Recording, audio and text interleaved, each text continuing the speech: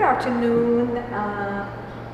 It's my pleasure to present this presentation on HIV, the impact of stigma on adherence and compliance, denial and acceptance, with specific reference to the Caribbean, which is the region that we're in and we're concerned about.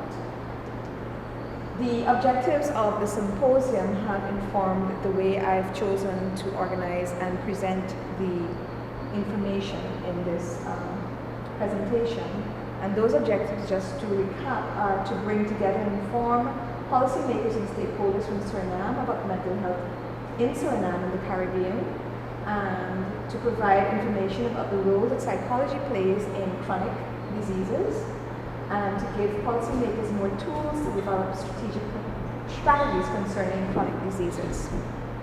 So, in order to meet these objectives, the presentation is structured in this manner. First, I'm going to give an overview of stigma in health settings. Secondly, I'm going to give a few indications of how stigma affects health, with specific reference to HIV in the Caribbean.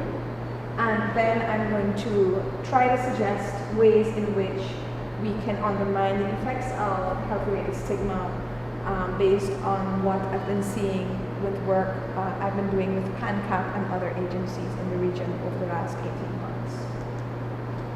So, what do we understand of stigma? I think in order to really undermine what it does and to really understand its effects, we need to be able to understand what it is. It's very interesting, and there's a reason why I'm starting at this point, because a survey of 6 countries done in 2006 by Professor Heather Royes and her team indicated that Surinamese in particular had an issue back then with understanding what stigma really was. I think it may have been an issue with the translation, I'm not sure, but about almost 90% of the people who were surveyed at that point in time said they didn't understand what stigma was, but they could very well understand what discrimination was. They could describe that very well. So here is a quote from a country in the Caribbean that kind of illustrates one of the effects of stigma. And this person is saying, I know of someone who was run out of his community, burned out and given 24 hours to leave his community. He was also fired from his workplace because of the signs. And this is very important. This question of signing and a mark, because that's really what stigma is, right? Stigma is a harmful societal phenomenon enabled by underlying social, political, and economic powers that begins when a difference is labeled. So when that sign or that mark is placed either upon the individual, the group, or the behavior, then this is linked to negative stereotypes, leading to separation of us from them, and finally to status loss and discrimination for those carrying the trait. So stigma is the attitude, discrimination is the behavior. So the process operates within specific domains, and increasingly these days, the phenomenon is being understood in its broadest context, whereas before a lot of the research was focusing on the individuals who experience stigma or who are stigmatizers. The understanding now that it operates in a broader institutional context, a broader societal context, and a cultural context is driving research and driving a different approach to how we treat with the problem. So there are several domains, and these are drivers, facilitators, intersecting stigmas, and manifestations of stigma. Goffman in the 1960s is best known for his work with stigma, and he indicated that there were 2 fundamental components. First, that of difference, where the target is shown to be different in some way that is not good or that is tainted, and other is devaluation, where they, either them, their associates, or their behavior is devalued by others in some way. So if we're going to think about the cultural context of stigma, therefore, we really are looking at what tends to be countercultural or to be indicated as by the rest or the dominant groups as something that is not acceptable to the rest of the culture. And for the Caribbean, this has some specific significance, because while people think of the Caribbean as a place where, you know, it's a whole wonderful sun and sea, la la la, place where everybody's living together, we who live in the Caribbean and who work here understand quite well that this is not the case. You have a very complex region, geographically complex, culturally complex, because of our historical nexus to metropoles who have their own influence on us, and then we have our own Creole, the Creolization process, and then we have a lot of subcultures, and you impose upon that structural problems, you impose upon that race, you impose upon that a huge migratory culture that has developed and continues to develop more and more. Then we're looking at a complex space. So therefore, we have to really think about the way in which culture inflects stigma when we're studying it as well as when we're attacking it. Anyhow, so the attributes that is differentiated from the whole, so to speak, will convey social identity that is devalued in a particular social context. And again, if we go back to thinking about how stigma is socially constructed, then we understand that what may be stigmatized in one context is not stigmatized in another. If we think, for instance, of migrants, for want of a better example, if we think of migrants who are who may be in their own countries quite accomplished, valued members of their societies, and when they go to another country, for whatever reason, they may find themselves not being stripped of all of that they came with, and that they're now basically categorized only as somebody who is an undocumented interloper, an alien, speaking a different language, without the kinds of necessary supports and so on. And of course, with completely different culture and therefore a different response to things that happen in that place that they come from. They now find themselves, and of course they find themselves most times as a minority. And this is problematic, especially when we look at the Caribbean and what stigma is. So since Goffman, however, other theorists have been working with the concept and expanding what he was talking about in the 1960s. And we just have to look a little bit at what his categories. So he defined 3 categories. He said that there are tribal stigmas, and so these are stigmas attached to people who are in a devalued group. So again, if we think of the Caribbean, we think, and we think of HIV in particular, the world managed to stigmatize an entire country, right? Because when we started to hear about HIV, we started to hear about Haitian men, right? So if we really think about how Haiti as a country, right, and Haitian men in particular, kind of became the group that was first attached with the stigma of HIV, and you think that patient 0 was a French Canadian who was not Haitian at all, we have to, you know, the complexity of how this thing works and what it means comes into fore. But we are not going to focus on that. But the point is that you have tribal stigmas, and this is focused upon membership in a group according to Goffman. Then you have abominations of the body. So the word abomination in particular is so loaded, right? But of course he's writing in the 1960s. And this is about disfigurement or disability. So when we think of HIV, which may not immediately present with physical disability, but in the end, we have all these presentations of scarring and all kinds of physical things that could happen, coughing, wasting, and all those things. you can see, you can understand why we have, we might see people being stigmatized in the late stages when they start to present. However, the third one is the one which I think is, for the Caribbean, is very powerful. And he talks about blemishes of individual character, such as weak morals, devalued lifestyles. And in the Caribbean, which is very religious, and again, here's the complexity, because we are talking about not only orthodox religions, orthodox so to speak, such as, you know, the different strains of Christianity, Hinduism, Islam, but we also have a lot of other religions that are quite acceptable and thrown in this region that are practiced, from Santeria to Winti to Orisha to Rastafarianism, all these, and all of them have a particular moral underpinning, right? Which is what I think informs a lot of the stigma that we might actually be seeing, and the reasoning behind why certain people should be singled out for good treatment and others not. Right? But there's new directions.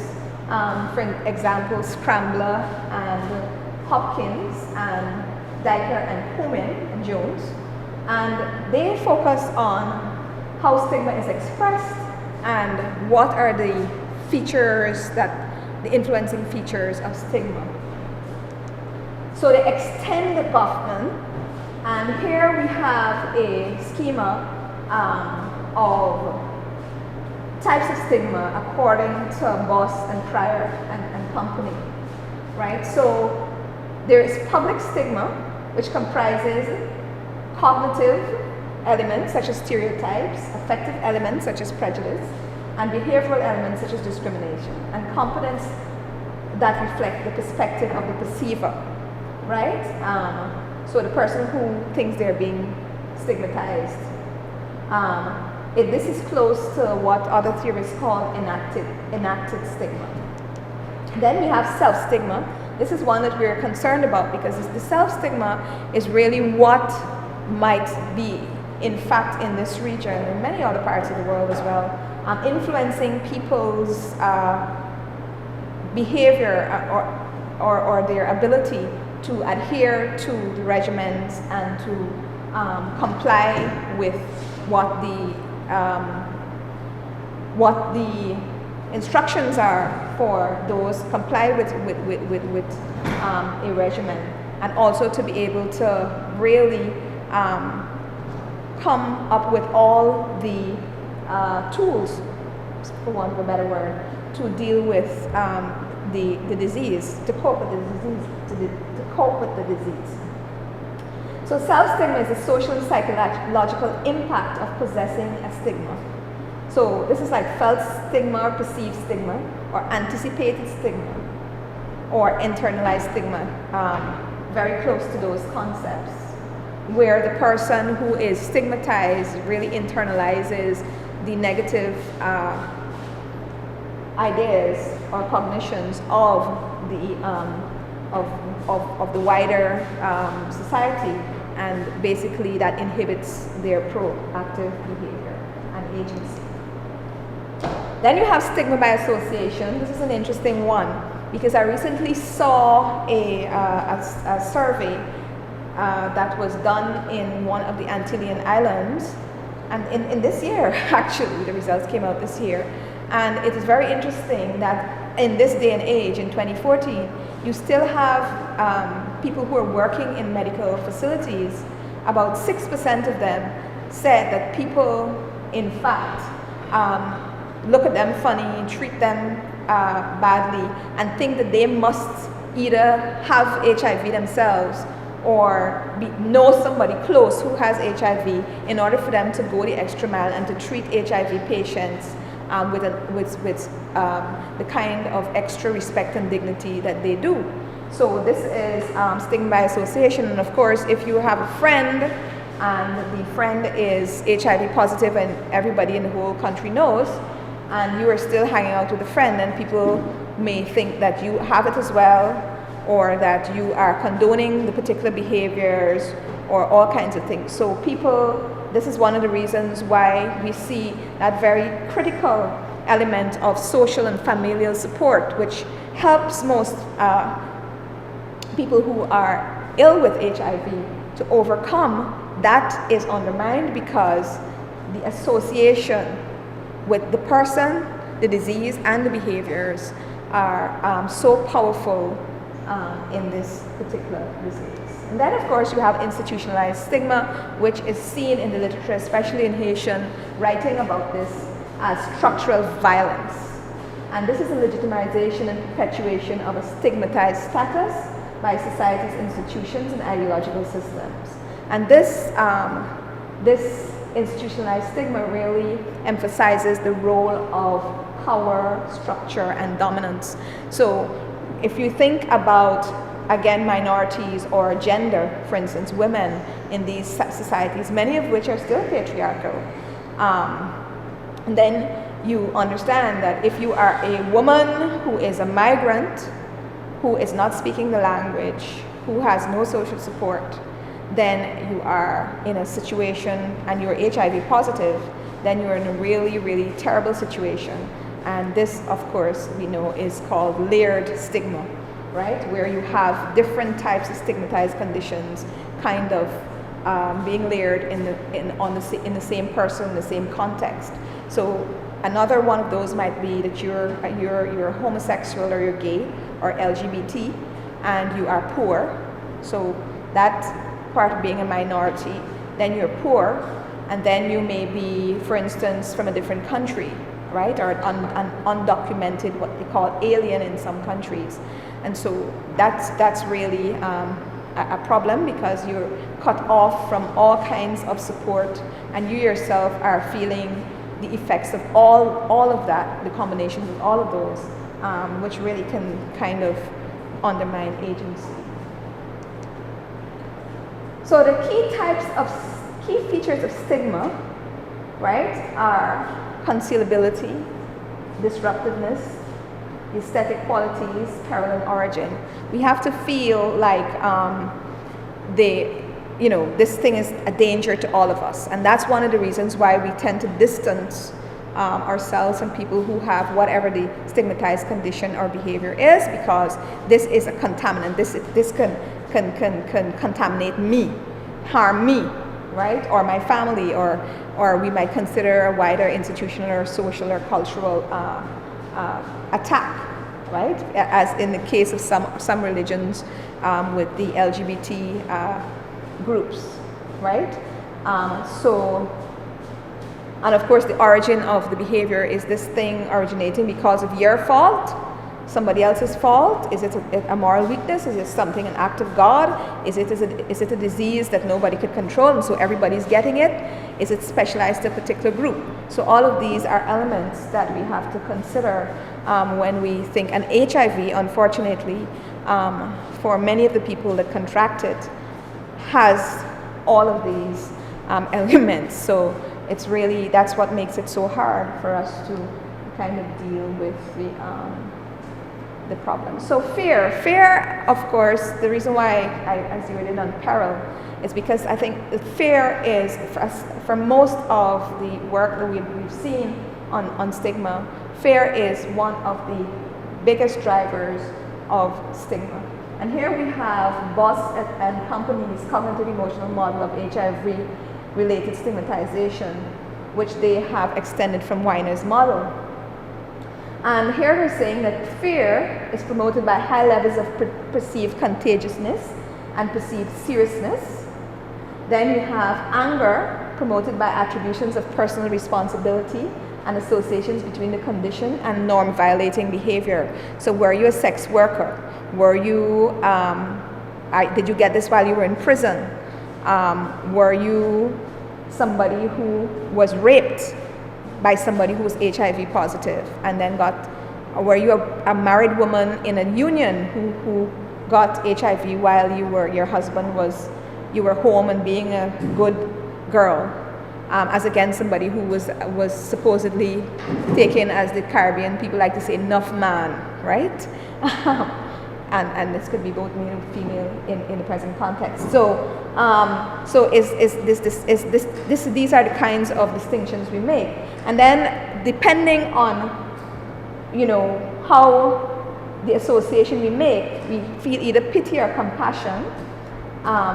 This is promoted by high levels of the seriousness inhibited by attributions of personal responsibility, which I've just talked to you about. Is it something that you brought upon yourself, perceived to be brought upon yourself, or is this something that was visited upon you in your innocent little space?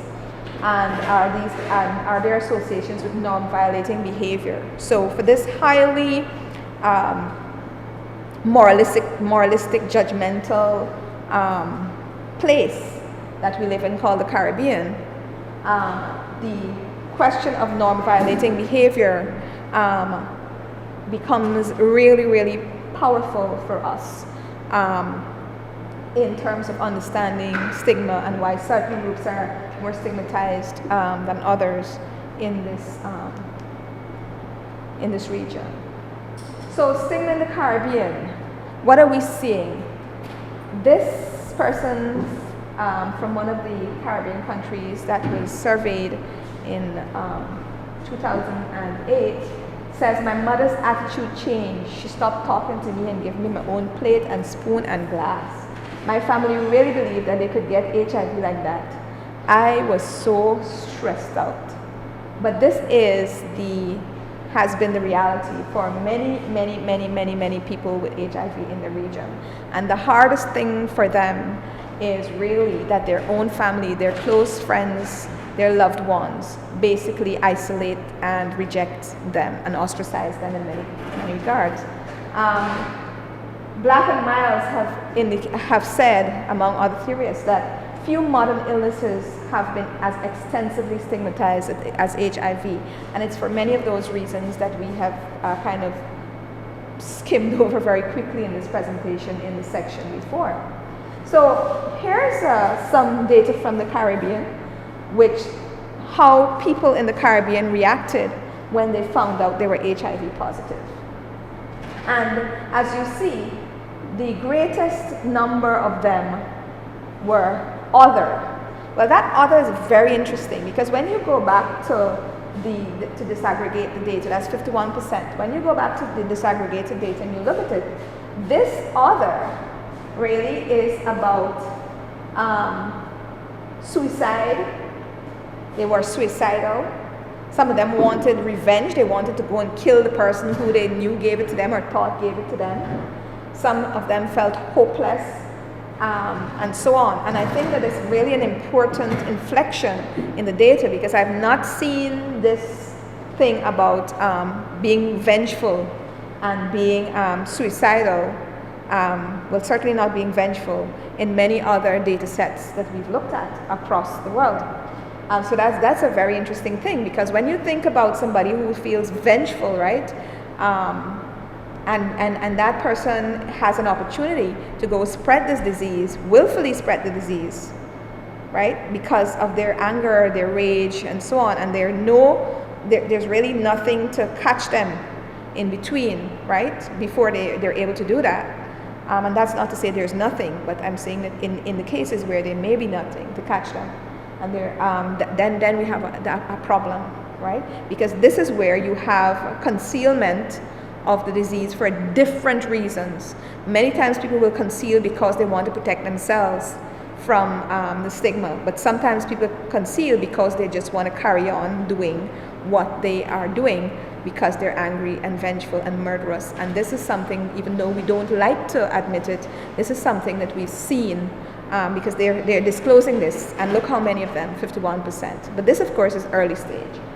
Many of them get depressed, and this is a well-known, documented effect of stigma and basically illness in general, especially an illness which has been characterized as so terrible and basically so fatal in the past. And many of them are confused, they don't know what to do.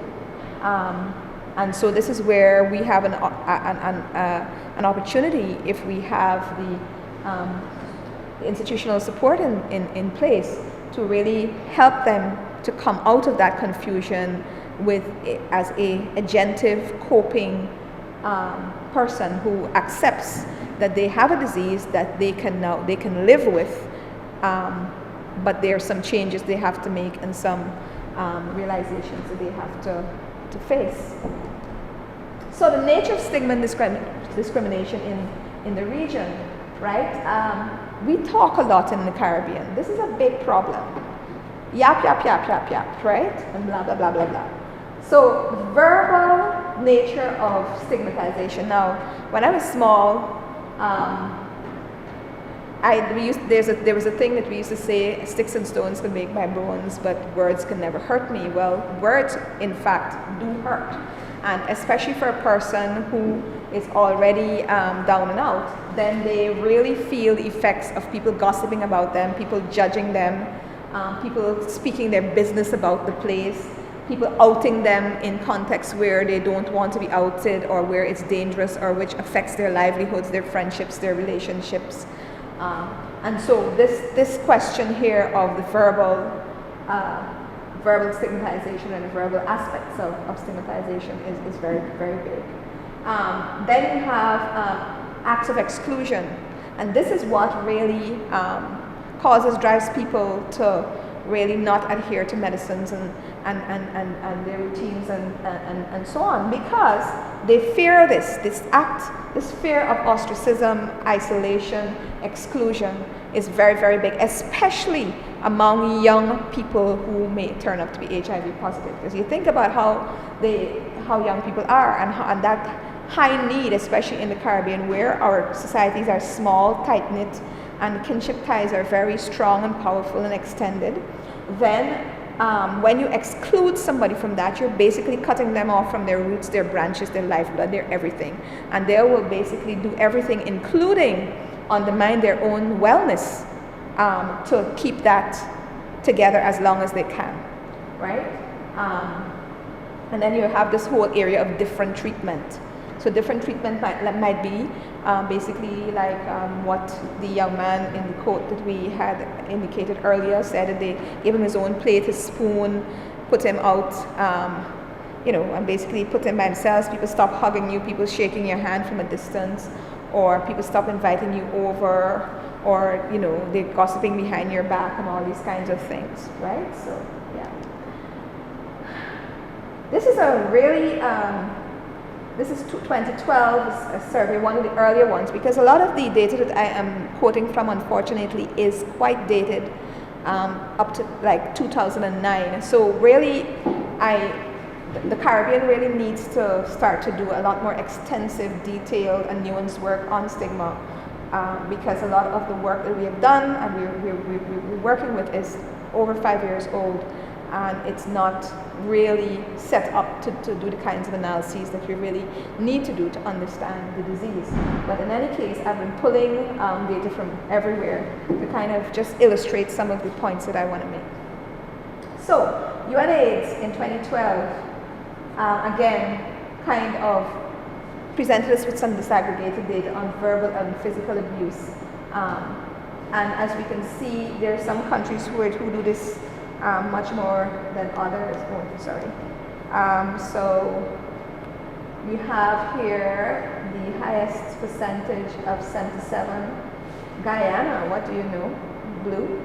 And Belize, with the Bahamas not far behind, and Jamaica at 76, not far behind. So again, this underscores the point that we harm with our tongues in this part of the world much more than we do with our with other points of violence.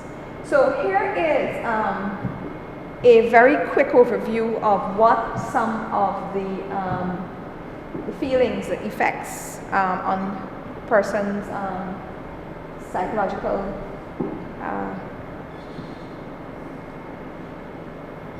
that we will see at different stages. So stage 1 and 2, we have reaction would be their shock, denial, and anger, and the psychological process would be guilt, powerlessness, and anger. Stage 3, withdrawal, and so they will recognize that they are being stigmatized and there's stigma attached to this, and they will feel isolated. Stage 4, they begin to bargain, come out and to choose selectively who they're going to tell and to test others' reactions.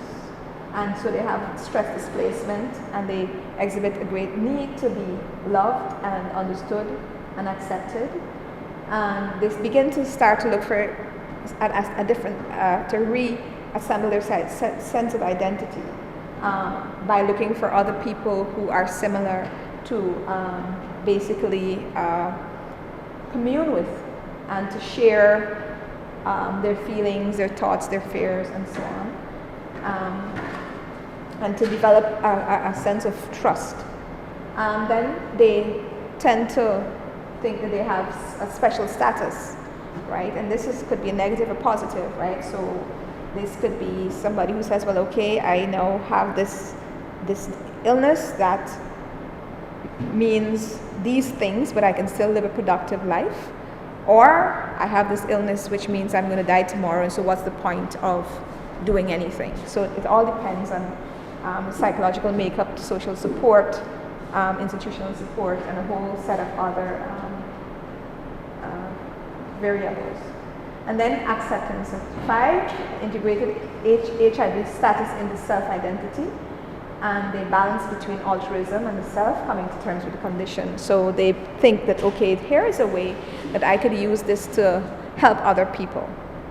Here's a way that I can cause my misfortune, in a certain sense, turn it into a good thing, a positive, and basically gain the upper hand over this thing that is threatening my life and everything that is important to me. And in the Caribbean, as I said before, we add revenge, fatality. People feel that, you know, they deserve it, instead of other people saying to them that they deserve it.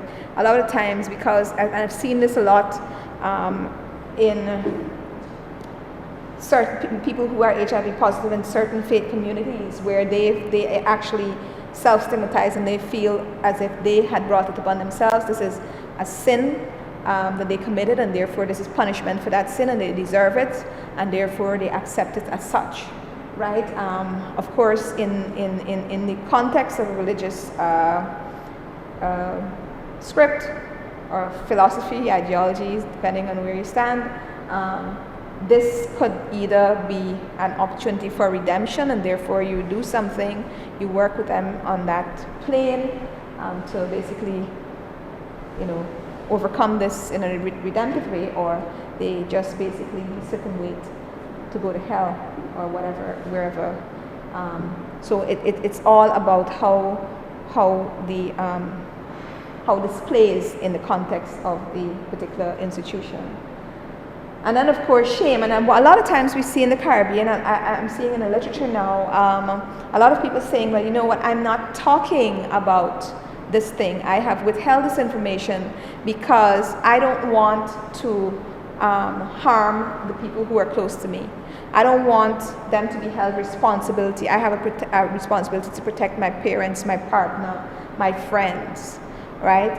And while this might sound like a very poor excuse for withholding such an important set of information from people who are close to you and so on, it is very much, it could be quite plausible and an important way of understanding why it is that people will not adhere. So stigma in the Caribbean, people get dismissed. There are breaches of confidentiality, huge breaches of confidentiality. They get thrown out of their houses. Children get stoned at school. Children, yes, children. They get denied entry into school. People get denied visas for entry into countries, in certain countries, about 3 of them in the Caribbean. They certainly get refusal for work permits. Sometimes if you're in you have patients who are in people who are in an advanced condition where they have the lesions coming out or they're clearly wasting, then people could also refuse to take them in their, for transportation if they have to take public transportation. And I mean, there's documentation of this all over the place. The main perpetrators are, of course, first and foremost, the family, community, and close friends. So this is where we have to focus our work on stigma, on undermining this, undermining it here. And then healthcare workers. So you see, if this is where the highest amount of stigma and discrimination in the Caribbean is seen, then these are the two critical first line groups that people need to help them to cope. So we have to include them in a kind of a 360 response to this. In the hospital, you see, have you ever, this is a recent 2013 project of UNAIDS, I'm just borrowing again data. Have you observed anybody providing extra care and support? Which I find this particular figure very interesting, because the blue is all staff in the facility observed other staff, and medical staff observe other staff, right? And so the medical staff observing other staff giving extra care. So you have 64% and 60%. Did you see them disclosing a patient's status without permission? Look at that, 19% and 22%.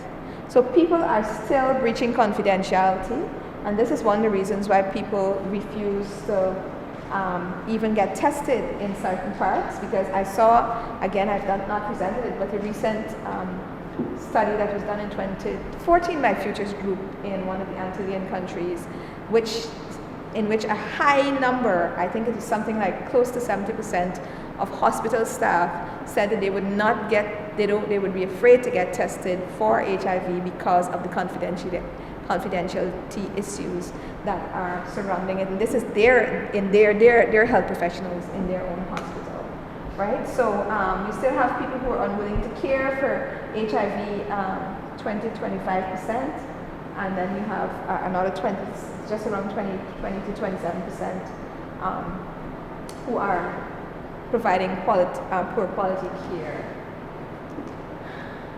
Effects of stigma. Because of the things that health workers talk about, people who live with HIV, and about people's business, no health worker would want to come here for help, right? So this is from one of those recent studies where the health workers themselves, knowing what happens in the health context, are saying, look, you know what, we can't go here for help because we know that you're going to get stigmatized, and your information is not going to be confidential, and so on. So the psychological consequences, right, are avoidance, rejection, abandonment, social exclusion, and this brings the person who has HIV emotional pain, sadness, and loneliness. And of course we know if this persists, we get into depression and we get into other mental illnesses, which I am not a clinical psychologist, and so therefore I am not competent to talk about. But those of you in the room who are in this area would be much more able to really speak to those processes about how they really work. But this person has kind of sums it up, right? An Antillean man says, at the moment when these things happen, you feel really small. And feeling small means that you are devalued, diminished, degraded. Everything about you is basically reduced to nothing. And that is really horrible feeling, right? They talk about, and this is something that we don't think about, because now when you think about HIV as a chronic disease, which is now you're going to manage it over a long time, we have to think about romantic relationships, right? Because in the past, when we used to think that, well, okay, people are going to die within 2 or 3 years, and therefore, okay, that's it.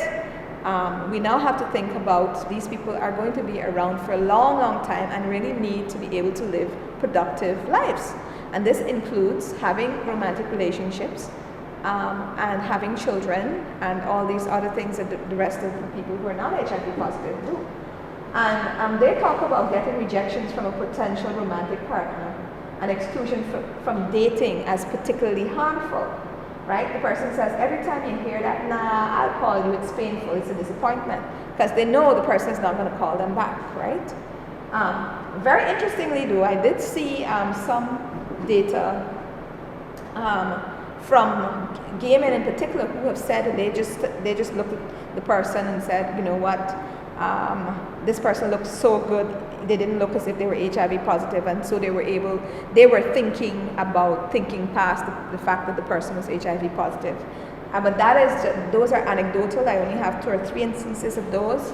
I've seen in about 4 or 5 reports, so that's not a widespread thing, just to be sure, but it is something that may be pointing to a particular attitude and something that we can learn from for the rest, and if we research it for the rest of the community. And of course, anger and frustration. It makes me depressed and frustrated because I think at this point in time, people with HIV should be accepted. This is from a certain needs person. So I've talked about stigmatization through words. We have social distance, we have gossip, blaming, negative remarks, disdain. We have gossip, we have violations of confidentiality, we have outing, and get this, I was quite surprised to learn about this.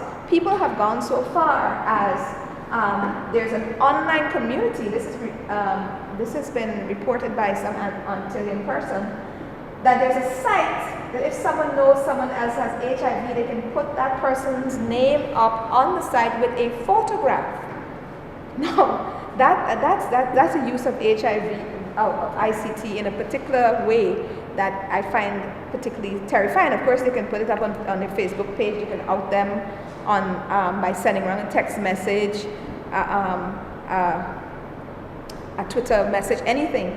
So that is something that we have. It's an interesting area that I thought that I should flag, because who has control over that? That has to be within the personal volition of whoever is doing it, and that's where we have to undermine. Right, so lack of confidentiality, this is what it does, right? Parent loses trust in the workers in the health system. They get targeted with stigma. Other patients lose trust with the health system, not only those who are targets of stigma. You always have to remember that those watching, looking on. There are those who tell us about so therefore they begin to be afraid to disclose. They stop going for treatment. They lose confidence and they tend to get more secretive, and they start to hide their status. Those people who are looking on say, guess what, I don't even want to know if I'm HIV positive because I'm not able to go through this, so they're not going to get tested. People who have HIV, who are patients, will sometimes get poor treatment from the health services. They will not adhere to ART or OI treatment. They won't disclose to sex partners, and if they are not used to using condoms, they have to use condoms. And of course, if somebody suddenly starts using condoms, you're going to ask them questions. So they're not going to do it, which means that they're going to transmit to more people, and health gets worse for everybody. So basically, this is a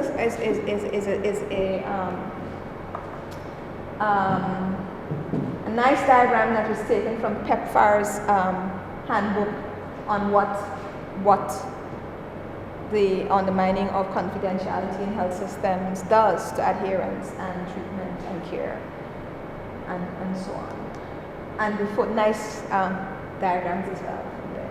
So in the Caribbean, remember I spoke about this earlier, but I just want to, in closing, recap that we have some specific considerations for layered stigma, where we have gender issues, where many women are poor and if they're single parents, they have their children.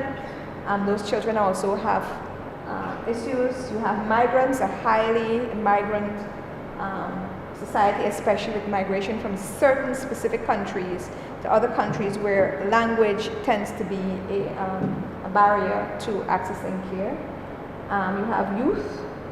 You have men who have sex with men. You have prisoners, sex workers, commercial sex workers, LGBT. You have fundamentalist religious groups as different from others, because when people talk about religion and stigma in the Caribbean, they tend to say, oh, those religious organizations, And religious organizations and spirituality does play a huge part in coping and agency for many people, because they go to their faith in order to overcome and to understand.